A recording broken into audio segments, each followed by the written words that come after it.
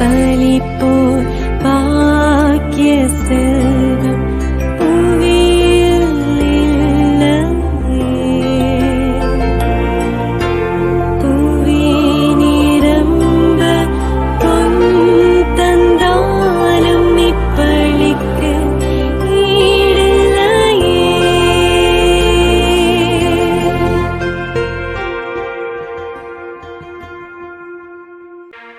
தந்தை மகன் தூயாவியாரின் பெயராலே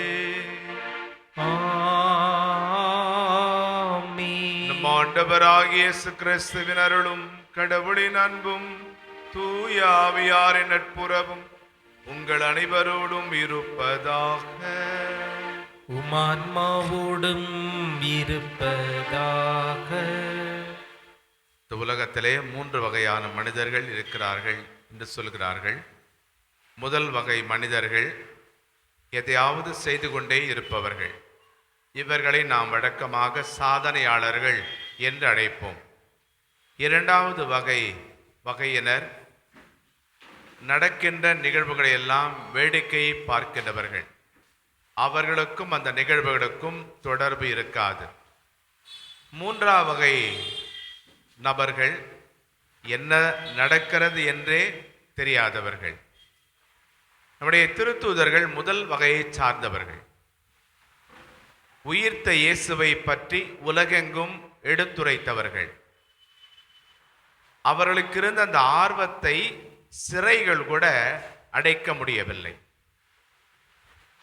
திருத்தூதர்கள் தாங்கள் பெற்றுக்கொண்ட அந்த பெரும் விசுவாசத்தை பலரோடு பகிர்ந்து கொண்டார்கள். பல நாடுகளுக்கு பயணம் மேற்கொண்டார்கள்.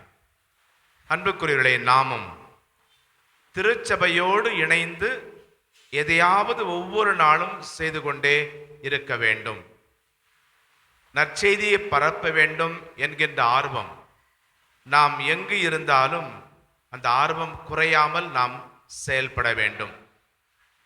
திருத்தூதர்களுக்கு இருந்த இந்த நற்செய்தியை பரப்புகின்ற ஆர்வம் நமக்கு இல்லாததை நினைத்து அல்லது குறைவாக இருப்பதை எண்ணி மனம் வருந்தி இறைவனிடம் மன்னிப்பு கேட்போம். எங்களை தந்தையோடும் எல்லா மக்களோடும் ஒப்புரவாக்க வந்த ஆண்டவரே இரக்கமாயிரும். ஆண்டவரே இரக்கமாயிரும். எங்கள் பாவங்களுக்காக பலியான கிறிஸ்துவே இரக்கமாயிரும். கிறிஸ்துவே இரக்கமாயிரும். எங்களுக்காக தந்தையிடம் என்றும் பரிந்து பேசுகின்ற ஆண்டவரே இரக்கமாயிரும். ஆண்டவரே இரக்கமாயிரும். எல்லாம் வல்ல இறைவன் நம் மீது இரக்கம் வைத்து நம் பாவங்களை மன்னித்து நம்மை நிலை வாழ்வுக்கு அழைத்து செல்வாராக. ஆமென். மன்றாடுவோமாக. ஆண்டவரை நாங்கள் ஆண்டுதோறும் நினைவுகூரும் மறை நிகழ்வுகளால் தொடக்கத்தில் இருந்த மனித இயல்பின் மேன்மை புதுப்பிக்கப்பட்டு உயிர்த்தெழுதலின் எதிர்நோக்கை பெற்றுள்ளது. அதனால் நாங்கள் நம்பிக்கையில் கொண்டாடுவதை முடிவில்லா அன்பில் பெற்றுக்கொள்ள உமது கனிவை அருள வேண்டுகின்றோம். எங்கள் ஆண்டவராகிய கிறிஸ்து வழியாக உம்மை மன்றாடுகிறோம். ஆமென். நீங்கள் சிறையில் அடைத்து வைத்திருந்த மனிதர்கள் அதோ கோவிலில் நின்று மக்களுக்கு கற்பிக்கின்றனர். திருத்துதர் பணிகள் நூலிலிருந்து வாசகம். அதிகாரம் 5, 17 முதல் 26 வரை உள்ள இறை சொற்றொடர். அந்நாள்களில் தலைமை குருவும் அவரை சேர்ந்த சதுசேய கட்சியினர் அனைவரும் பொறாமையால் நிறைந்து திருத்தூதரை கைது செய்து பொது சிறையில் காவலில் வைத்தனர். ஆனால் இரவில் ஆண்டவரின் தூதர் சிறைச்சாலை என்று கதவுகளை திறந்து அவர்களை வெளியே அழைத்து சென்று, நீங்கள் போய் கோவிலில் நின்று வாழ்வு பற்றிய வார்த்தைகளை எல்லாம் மக்களுக்கு எடுத்து கூறுங்கள் என்றார். இதை கேட்ட அவர்கள் பொழுது விடிந்ததும் கோவிலுக்கு சென்று கற்பித்தார்கள். தலைமை குருவும் அவரை சேர்ந்தவர்களும் அனைத்து இஸ்ரேல் மக்களின் ஆட்சி பேரவை ஆகிய தலைமை சங்கத்தை கூட்டி திருத்துதர்களை சிறையிலிருந்து கொண்டு வருமாறு ஆள் அனுப்பினார்கள். அந்த ஏவலர்கள் அங்கு வந்தபோது சிறையில் அவர்களை காணவில்லை. எனவே அவர்கள் திரும்பி வந்து, நாங்கள் சிறைச்சாலை உறுதியாய் பூட்டப்பட்டிருப்பதையும் காவலர் வாயிலருகில் நின்று கொண்டிருப்பதையும் கண்டோம். ஆனால் கதவை திறந்தபோது உள்ளே எவரையும் காணவில்லை என்று அறிவித்தார்கள். இவ்வார்த்தைகளை கேட்ட கோவில் காவல் தலைவரும் தலைமை குருக்களும் அவர்களுக்கு என்னதான் நேர்ந்திருக்கும் என்று மனங்குழம்பி நின்றனர். அப்பொழுது ஒருவர் வந்து, நீங்கள் சிறையில் அடைத்து வைத்திருந்த மனிதர்கள் அதோ கோவிலில் நின்று மக்களுக்கு கற்பிக்கின்றனர் என்று அவர்களிடம் அறிவித்தார். உடனே காவல் தலைவர் ஏவலர்களுடன் கோவிலுக்கு சென்று அவர்களை அழைத்து சென்றார். மக்கள் கல்லெறிவார்கள் என்று அவர் அஞ்சியதால் வன்முறை எதுவும் கையாளவில்லை. ஆண்டவரின் அருள்வாக்கு. இறைவனுக்கு நன்றி. பதிலுரை பாடல் பல்லவி. ஏழை கூவி அழைத்தான், ஆண்டவர் அவனுக்கு செவிசாய்த்தார். ஏழை கூவி அழைத்தான், ஆண்டவர் அவனுக்கு செவிசாய்த்தார். ஆண்டவரை நான் எக்காலமும் போற்றுவேன், அவரது புகழ் எப்பொழுதும் என் நாவில் ஒலிக்கும். நான் ஆண்டவரை பற்றி பெருமையாக பேசுவேன், எளியோர் இதை கேட்டு அக்களிப்பர். பல்லவி. ஏழை கூவி அழைத்தான், ஆண்டவர் அவனுக்கு செவிசாய்த்தார்.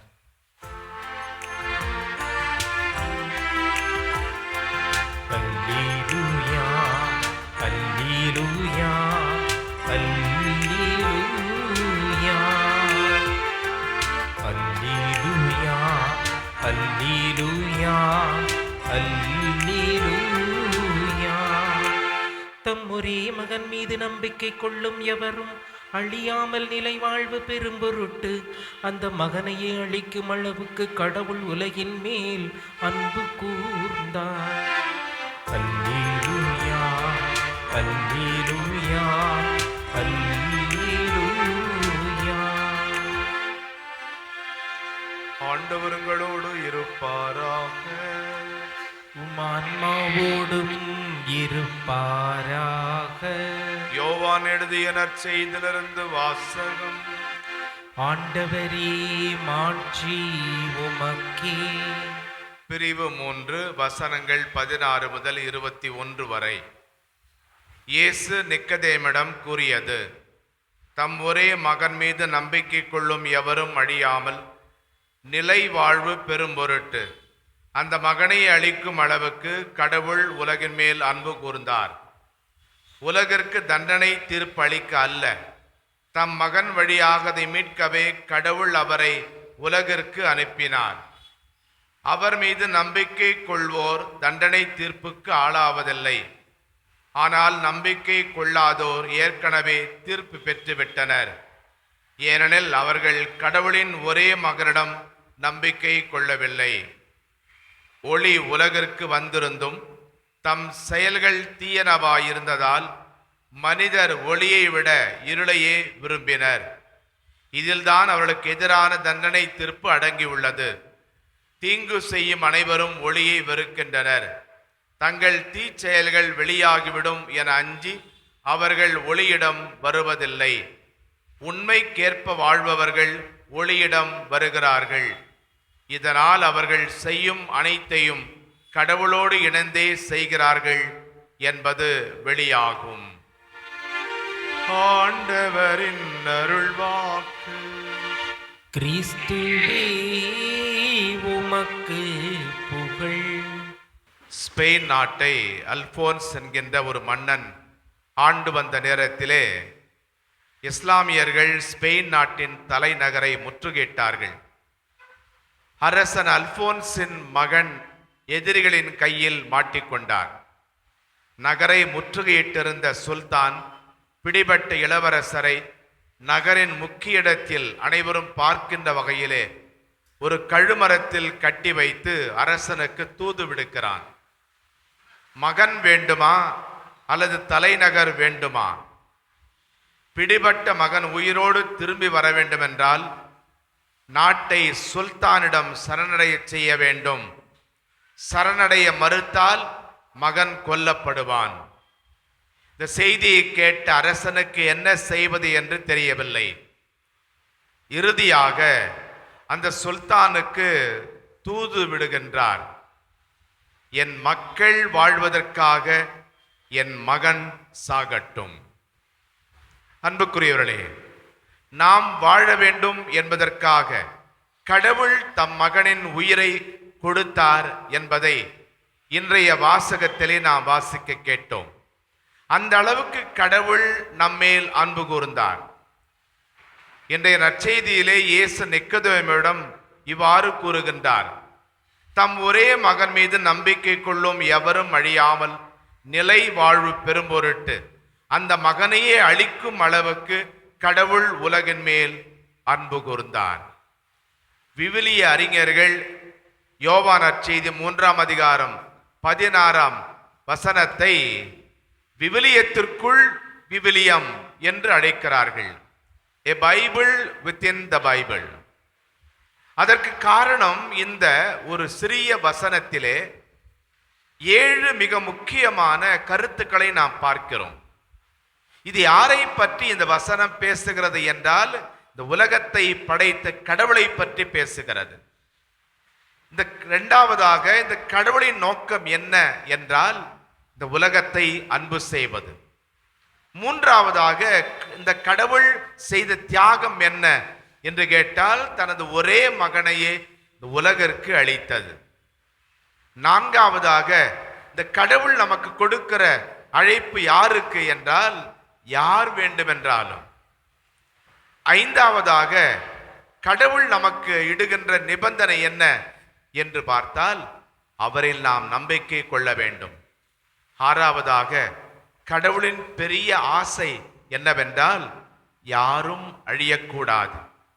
கடவுளுடைய மாபெரும் வாக்குறுதி என்னவென்றால் அனைவரும் நிலை வாழ்வு பெற வேண்டும். இந்த ஒரு சிறிய வசனத்திலே 2 மிக முக்கியமான கருத்துக்களை நம்மால் பார்க்க முடிகிறது. ஒன்று, மனிதரை மீட்க கடவுள் முதல் அடி எடுத்து வைக்கிறார்.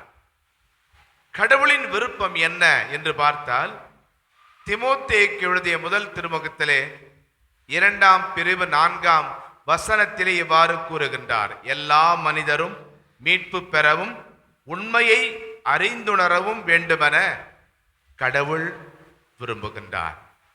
உலகிற்கு தண்டனை தீர்ப்பு அளிக்க அல்ல, அதை மீட்கவே கடவுள் விரும்புகின்றார். ஆக இந்த உலகை மீட்க வேண்டும் என்பது கடவுளுடைய முன்முயற்சி. இரண்டாவதாக, கடவுள் இந்த முன்முயற்சி, இனிஷியேட்டிவ் என்று ஆங்கிலத்தில் சொல்வார்கள், அதை எடுப்பதற்கு மிக முக்கியமான காரணம் என்னவென்றால் கடவுள் நம் ஒவ்வொருவரையும் அன்பு செய்கிறார். நாம் அவரை விட்டு வெகு தொலைவில் வெகு நாட்கள் விலகி இருக்க வேண்டும் என்று அவர் விரும்புவதில்லை. அன்பே கடவுள், அதுதான் அவருடைய பெயர். அவரது அன்பு செயலில் வெளிப்படுகிறது. கடவுளின் அன்பை உலகத்தை படைத்ததிலும் அதை தொடர்ந்து பராமரிப்பதிலும் பார்க்கிறோம். அதே அன்பு அவரது மகனின் மனித அவதாரத்திலே தென்படுகிறது. அதே அன்பு கல்வாரி குன்றிலே உச்சியை அடைகிறது. இறைவன் நம் ஒவ்வொருவர் மீதும் அன்பு கொண்டிருக்கிறார் என்றால் நாமும் அவரை அன்பு செய்ய வேண்டும். அந்த அன்பு எதில் அடங்கி இருக்கிறது? எவ்வாறு நாம் கடவுளை அன்பு செய்ய முடியும்? கடவுளே நான் உன்னை அன்பு செய்கிறேன் என்று சொல்வதில் அடங்கி இருக்கிறதா என்றால் இல்லை. இயேசுவே கூறியிருக்கிறார், யோவான் நற்செய்தி 14ஆம் பிரிவு 15ஆம் வசனம்: நீங்கள் என் மீது அன்பு கொண்டிருந்தால் என் கட்டளைகளை கடைபிடியுங்கள்.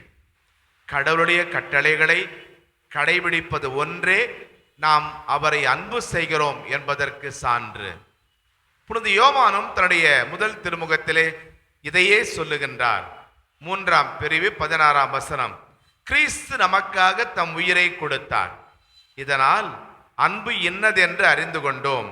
ஆகவே நாமும் நம் சகோதரர் சகோதரிகளுக்காக உயிரை கொடுக்க கடமைப்பட்டிருக்கிறோம். இயேசு நாம் வாழ தம்மையே கொடுத்தார். நாம் பாவிகள் என்றாலும் தொடர்ந்து நம்மை அன்பு செய்தார். அன்பு காட்டாமல் நாம் எதையும் கொடுக்க முடியும், ஆனால் கொடுக்காமல் ஒருபோதும் அன்பு செய்ய முடியாது. நம்மை இறைவனுக்கும் பிறருக்கும் கொடுப்போம். நம் அன்பை எண்பிப்போம்.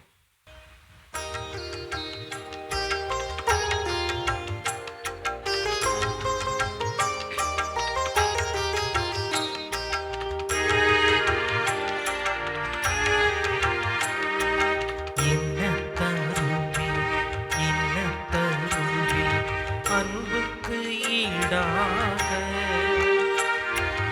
இன்னத்தருவே இன்னத்தருவே அன்புக்கு ஈடாக உயிரிலே பாட்டிடுதி உள்ளன்போடு நான் தருவே உயிரிலே பாட்டிடுதி உள்ளன்போடு நான் தருவேன் இன்னத்தருவே இன்னத்தருவே அன்புக்கு ஈடாக. சகோதரர்களே, சகோதரிகளே, என்னுடையதும் உங்களதும் ஆனந்தி பலி அல்லாமல் தந்தையாக இறைவனுக்கு ஏற்றதாகும்படி மன்றாடுங்கள். ஆண்டவர் தமது பெயரின் புகழ்ச்சிக்காகவும் மாட்சிக்காகவும் நமது நன்மைக்காகவும் புனித திரவை அனைத்து நலனுக்காகவும் உமது கையில் இருந்து இப்பலியை ஏற்றுக்கொள்வாராக. இறைவா, இந்த பலியின் வணக்கத்துக்குரிய பரிமாற்றத்தால் எங்களை உமது உன்னதமான ஒரே இயல்பில் பங்கு பெற செய்ய வேண்டும் என்று மன்றாடுகிறோம். அதனால் உமது உண்மை அறிந்து கொண்ட நாங்கள் அதை தகுதியான செயல்களால் எமதாக்கிக் கொள்வோமாக. எங்கள் ஆண்டவராகிய கிறிஸ்து வழியாக உம்மை மன்றாடுகிறோம்.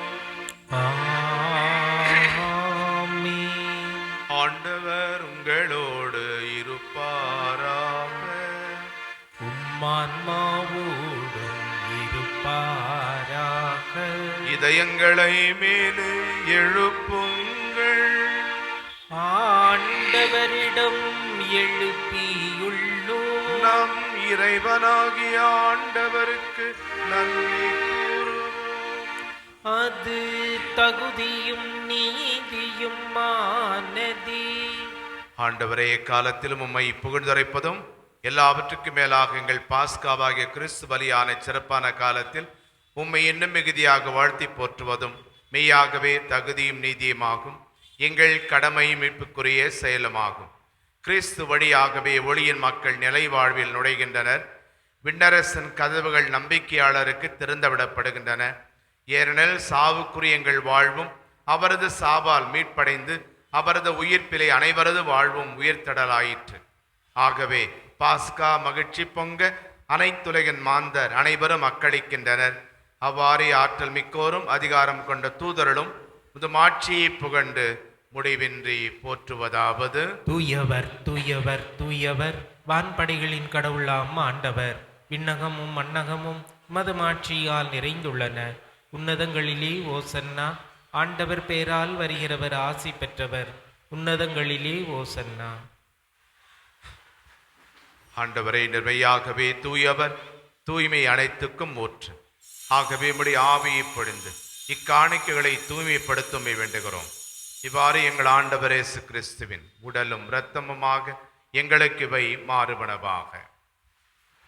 அவர் பாடுபட உளம் கனிந்து தம்மை கையளித்த போது அப்பத்தை எடுத்து நன்றி செலுத்தி அதை பிட்டு தம் சீடர்களுக்கு அளித்து இயேசு கூறியதாவது: அனைவரும் இதிலிருந்து பெற்று உண்ணுங்கள். ஏனெனில் இது உங்களுக்காக கையளிக்கப்படும் என் உடல்.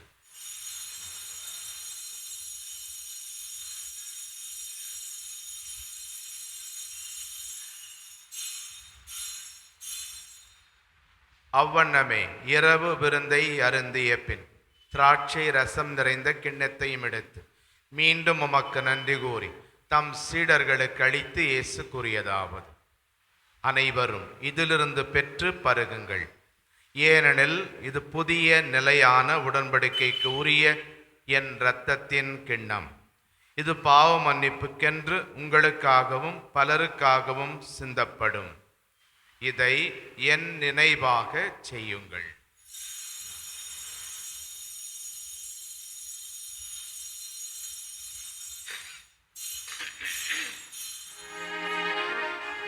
நம்பிக்கையின் மறைபொருள்.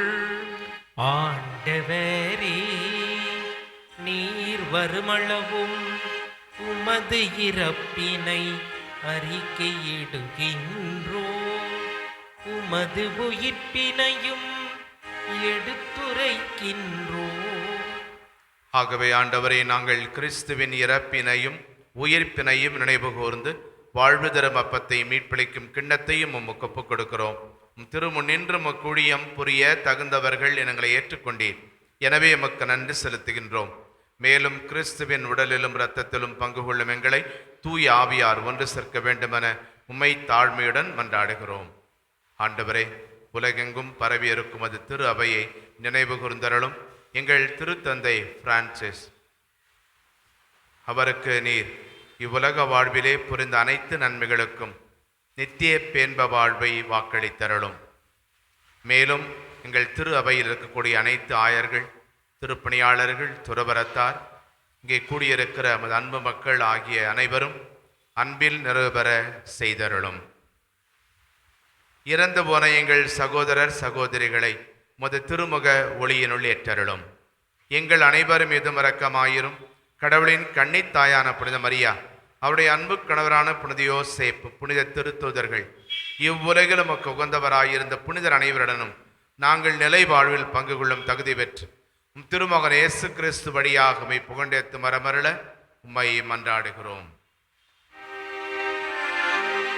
இவர் வழியாக இவரோடு இவரில் எல்லாம் வல்ல இறைவனாகிய தந்தையே, தூயாவியாரின் ஒன்றிப்பில் எல்லா புகழும் மாட்சியும் என்றென்றும் உமக்கு உரியதே. ஆமென், ஆமென், ஆமென்.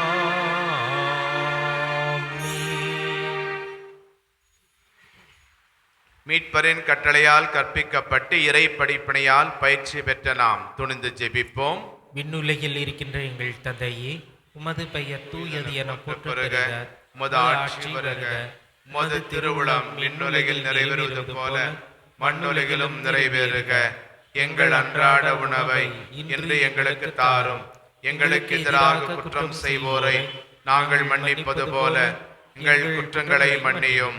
எங்களை சோதனைக்கு உட்படுத்தாதேயும், தீமையிலிருந்து எங்களை விடுவித்தருளும். ஆண்டவரே, தீமை அனைத்திலிருந்தும் எங்களை விடுவித்து எங்கள் வாழ்நாளில் அமைதியை கனிவுடன் அருளும் என்றாடுகிறோம். உமது இரக்கத்தின் உதவியால் நாங்கள் பாவத்திலிருந்து எப்போதும் விடுதலை பெற்று யாதொரு கலக்கமுமின்றி நலமாயிருப்போமாக. நாங்கள் எதிர்நோக்கியிருக்கும் பேரின்பத்துக்காகவும் எம்மீட்பராகிய இயேசு கிறிஸ்துவின் வருகைக்காகவும் காத்திருக்கின்றோம். ஏனெனில் ஆட்சியும் வல்லமையும் ஆட்சியும் என்றென்றும் மதே. ஆண்டவரே இயேசு கிறிஸ்துவே, அமைதியை உங்களுக்கு விட்டு செல்கின்றேன், என் அமைதியை உங்களுக்கு அளிக்கின்றேன் என்றும் திருத்துதர்களுக்கு மொழிந்தீரே.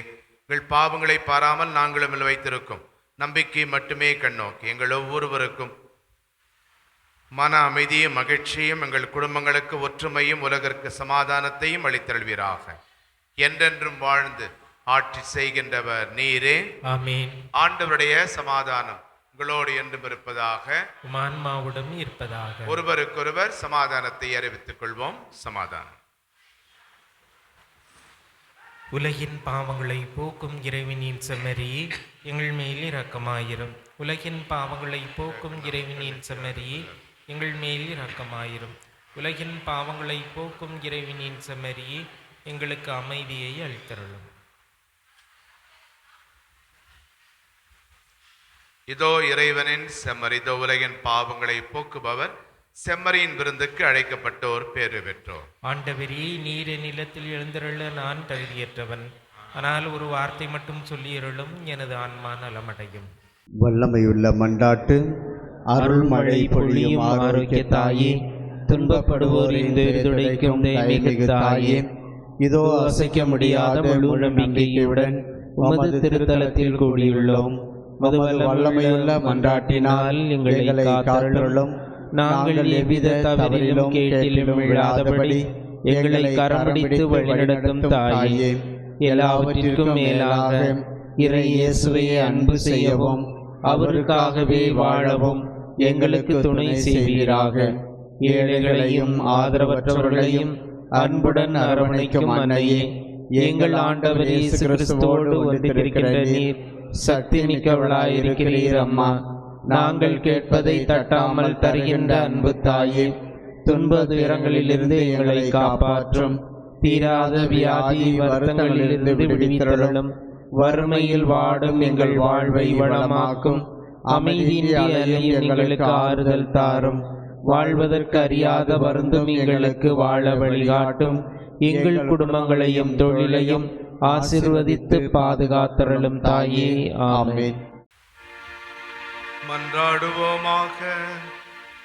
ஆண்டவரே, விண்ணகமறை நிகழ்வுகளால் நீர் நிறைவு செய்த மக்களுடன் கனிவாய் தங்கியிருக்க உம்மை வேண்டுகின்றோம். பழைய நிலையிலிருந்து வாழ்வின் புதிய நிலைக்கு நாங்கள் கடந்து செல்ல செய்வீராக. எங்கள் ஆண்டவராகிய கிறிஸ்து வழியாக உம்மை மன்றாடுகிறோம். ஆண்டவர்களோடு இருப்பாராக. உம்மான்மாவோடும் இருப்பாராக. எல்லாம் வல்ல இறைவன் தந்தை, மகன், தூயாவியார் உங்களுக்கு ஆசி வழங்குவாராக. ஆமென். கிறிஸ்துவின் அன்பில் சென்று வாழுங்கள். இறைவனுக்கு நன்றி.